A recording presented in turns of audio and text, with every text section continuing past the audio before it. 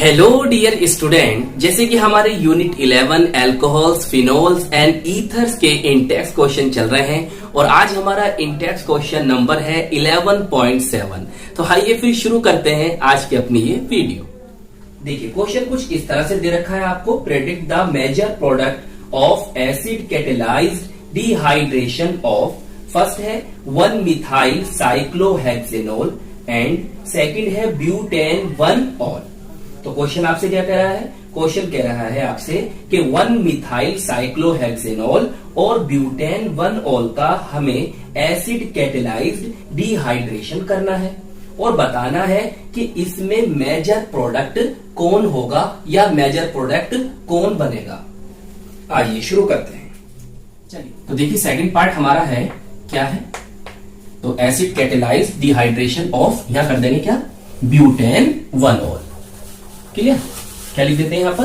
Butane 1 all. Clear? Butane 1 all.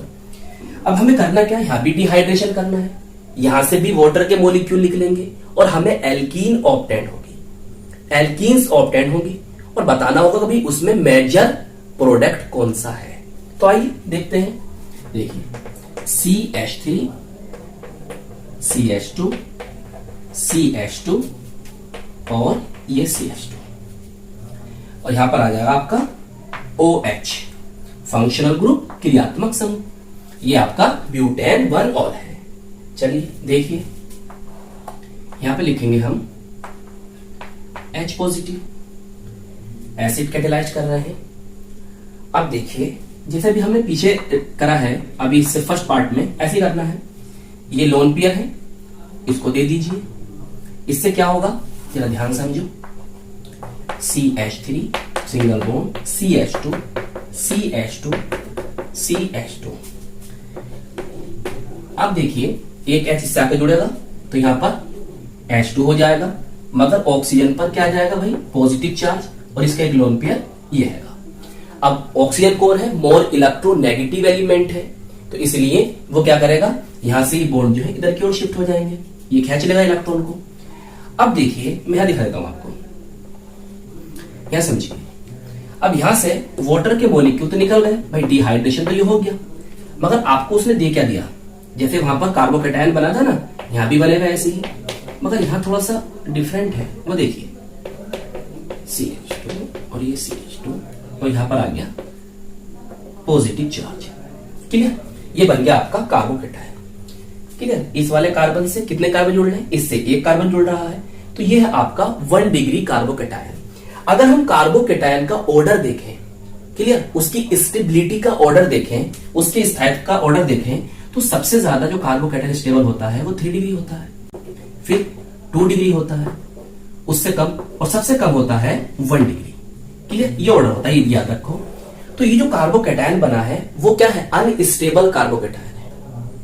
Clear? अब carbocation अगर stable होगा तो हमें जो एल्कीन बनेगी वो भी स्टेबल होगी। भाई हमारा कार्बोकेटायन स्टेबल है तो एल्कीन भी स्टेबल होगी, और कार्बोकेटायन अनस्टेबल है तो एल्कीन क्या होगी? अनस्टेबल होगी। और जो एल्कीन अनस्टेबल होगी, अस्थायी होगी, वो हमारा मेजर प्रोडक्ट कैसे हो सकती है? तो इसलिए अब यहां क्या होगा? यहां पर आपको 1,2 हाइड्राइड शिफ्टिंग देखने के लिए आपको यहां पर मिलेगी। देखिए वो क्या होता है, ध्यान समझिए। देखिए मैं यहां पर इस वाले हाइड्रोजन को एक हाइड्रोजन दिखा दूं, बताइए, समझिए बात को। ऐसे दिखा सकता हूं, दिखा सकता हूं। अब देखिए ये वाला हाइड्रोजन जो है, ये दोनों इलेक्ट्रॉन यहां, मतलब जो शेयरिंग इलेक्ट्रॉन है वो लेके जाएगा, लेके जाएगा मतलब ये बन जाएगा आपका H नेगेटिव। तो H नेगेटिव जो होता है हम इसे ही तो बोलते हैं हाइड्राइड। अब ये H नेगेटिव है, ये पॉजिटिव है, तो ये वाला H यहां आता इस कार्बन जुड़ जाएगा। क्लियर? अब इससे क्या होगा? यहां पर ये CH3 हो जाएगा और ये चार्ज न्यूट्रलाइज हो जाएगा, यहां पर ये चार्ज हट जाएगा। मगर देखिए यहां से इलेक्ट्रॉन लेकर गया है, पॉजिटिव चार्ज इस वाले कार्बन पर आ जाएगा। देखिए इस तरह से, ध्यान समझिए। देखिए CH3, फिर सिंगल बॉन्ड CH2, फिर देखिए CH, और ऑफ कर देता हूं इसे,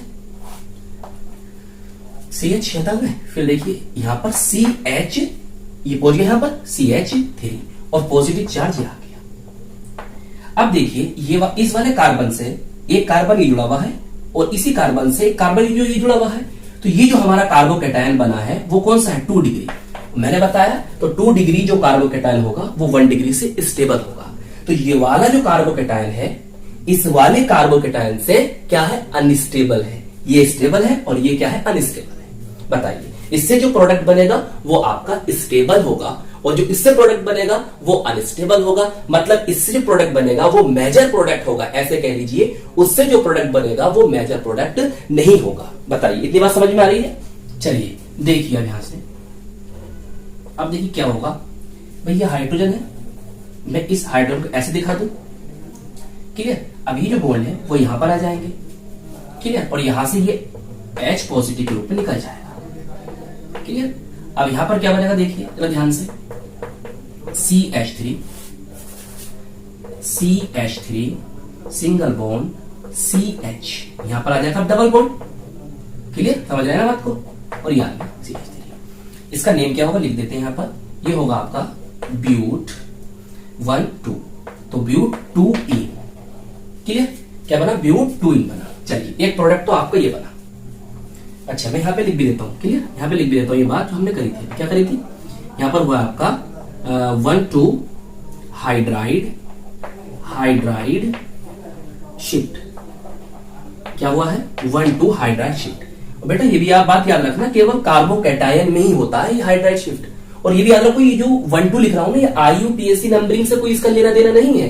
1,2 का मतलब होता है अगल बगल से ही ये शिफ्टिंग होगी, सही, जस्ट एडजेसेंट कार्बन से ही ये हाइड्राइड शिफ्टिंग देखने के लिए मिलेगी। कभी आप IUPAC के अकॉर्डिंग यहां पर कहो कि हमने ये IUPAC के अकॉर्डिंग लिखा है, IUPAC के अकॉर्डिंग ये बात नहीं है, क्लियर। कार्बोकैटायन में ही ये शिफ्टिंग देखने की मिलेगी आपको, जबकि कार्बोएनायन जिसे हम कहते हैं हिंदी में कार्ब ऋणायन और फ्री रेडिकल में ये शिफ्टिंग देखने के लिए आपको नहीं मिलेगी, क्लियर। यहां तक तो बात समझ में आ गई। चलिए अब देखिए हमारा सेकंड प्रोडक्ट क्या बनेगा, ये तरफ कर सकता हूं ना मैं, चलिए यहां लिख देता हूं नीचे। अब देखिए ये तो मैंने कुछ आपको समझाया था। अब क्या करें इसका, यहां पर ऐसा करते हैं, इसे रफ कर देते हैं यहां से, तो समझ में आ गया ना आपके मैंने कैसे करा है।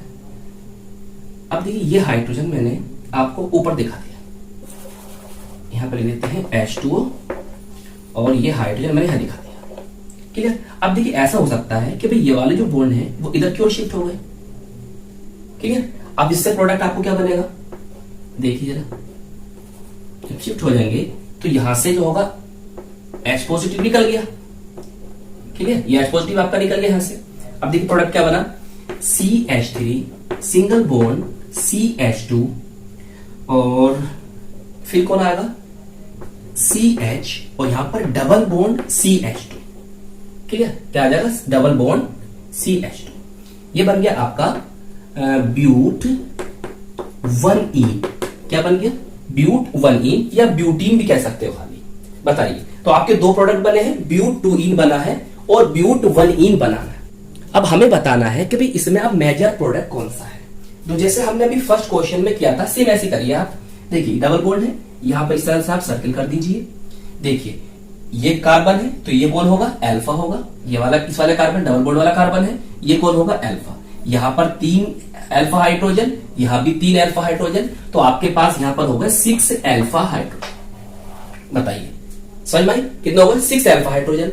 देखिए यहां पर अगर हम देखें, इसे यहां पर राउंड कर दीजिए, सर्किल बना दीजिए इस तरह से, तो ये है आपका अल्फा हाइड्रोजन। और यहां पर केवल कितने हैं बताइए, मैं यहां लिख देता हूं, यहां पर केवल आपके पास 2 अल्फा हाइड्रोजन। और हमने बताया था कि जिसमें अल्फा हाइड्रोजन ज्यादा होंगे वो एल्कीन स्टेबल होगी और वही मेजर प्रोडक्ट होगा। तो यहां पर आपको 6 अल्फा हाइड्रोजन दिखाई दे रहे हैं और जबकि यहां पर 2 अल्फा हाइड्रोजन दिखाई दे रहे हैं। तो इसका मतलब हुआ कि ये वाली ब्यूट 2ईन जो बनी है यही आपकी स्टेबल एल्कीन है और यही मेजर प्रोडक्ट है, ठीक है। तो मैंने आपको पहले भी समझा था, देखिए इससे जो कार्बोकैटायन 2 डिग्री बना था तो इसका कार्बोकैटायन स्टेबल है तो इसकी एल्कीन भी स्टेबल और इसका प्रोडक्ट क्या होगा, मेजर प्रोडक्ट होगा। ये 1 डिग्री कार्बोकैटायन बना था अनस्टेबल, तो इसकी एल्कीन अनस्टेबल, तो ये मेजर प्रोडक्ट नहीं होगा, ठीक है। अब दूसरी बात देख लो कि यहां पर देखिए एक मिथाइल ग्रुप ये है, एक मिथाइल ग्रुप ये है, तो यहां पर जो है मोर सब्स्टिट्यूटेड ग्रुप जुड़े हुए हैं। मतलब इसके दोनों कार्बन, इस वाले कार्बन से भी एल्काइल ग्रुप जुड़ा हुआ है और इस वाले कार्बन से भी एल्काइल ग्रुप जुड़ा हुआ है। तो जिस एल्कीन से जितने एल्काइल ग्रुप जुड़े हुए होंगे तो वो एल्कीन उतनी ही स्टेबल मानी जाती है। जबकि यहां देखो तो यहां पर केवल एक एल्काइल ग्रुप जुड़ा हुआ है। क्लियर? तो अल्फा कार्बन से देख ली, अल्फा हाइड्रोजन देख लो या फिर भैया इससे देख लो, जो मैंने बताया कि जिस डबल बॉन्ड से एल्काइल ग्रुप ज्यादा जुड़े हुए होंगे वो ही क्या होगी, हाईली सब्स्टिट्यूटेड एल्कीन होगी और वही मेजर प्रोडक्ट होगा, वही स्टेबल एल्कीन होगी। बताइए बात समझ में आ गई? बिल्कुल, एक एक स्टेप आपको हमने समझाया है यहां पर। तो ये था हमारा इंडेक्स क्वेश्चन 11.7। तो आई होप ये रिएक्शंस आपको अच्छी तरह से समझ में आ गई होंगी और हम मिलेंगे आपको इसकी नेक्स्ट वीडियो में। खूब मेहनत से पढ़ाई करते रहिए। All the very best.